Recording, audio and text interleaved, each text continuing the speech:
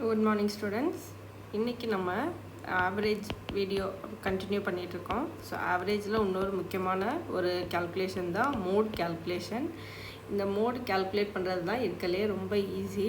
ஏன் அப்படின்னு கேட்டிங்கன்னா ஒரு வேர்டு எத்தனை டைம் ரிப்பீட் ஆகிருக்கு அப்படின்னு சொல்லுவோம். அதை ரிப்பீட் ஆகிறது எது அதிகமாக ரிப்பீட் ஆகிருக்குதோ அதை தான் நம்ம மோடுன்னு சொல்ல போகிறோம். ஸோ ஃபார் எக்ஸாம்பிள் ஒரு டேட்டா எடுத்துக்கலாம். ஃபஸ்ட்டு நான் இண்டிவிஜுவல் டேட்டா எடுக்கிறேன். டிஸ்க்ரீட் டேட்டாவில் இன்னும் ஈஸியாகவே கண்டுபிடிச்சிடலாம். ஸோ இண்டிவிஜுவல் டேட்டா ஃபஸ்ட் நான் எழுதுகிறேன்.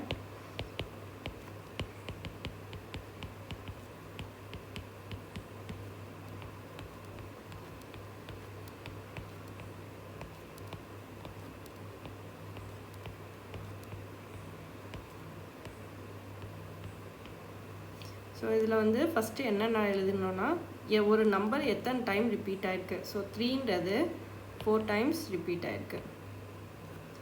அடுத்து 4 அப்படின்ற டேட்டா 2 டைம்ஸ். அடுத்து 5ன்ற டேட்டா 3 டைம்ஸ். 6 அப்படின்ற டேட்டா 6 டைம்ஸ் ரிப்பீட் ஆகிருக்கு. 7 2 டைம்ஸ். 8 3 டைம்ஸ். 9 4 டைம்ஸ். ஸோ இதில் எது அதிகமாக ரிப்பீட் ஆகிருக்கு அப்படின்னு பார்த்தா ஆப்வியஸாக நம்மளுக்கு 6 அப்படின்ற டேட்டா தான் ரிப்பீட் ஆகிருக்கு. ஸோ மோட் வந்து இங்கே 6.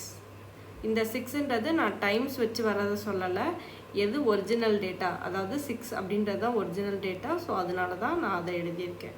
ஓகேவா? ஸோ இதுதான் நம்மளோட மோடு. அடுத்து பார்த்தீங்கன்னா டிஸ்க்ரீட் டேட்டா வச்சு எழுத போகிறேன். So X and F.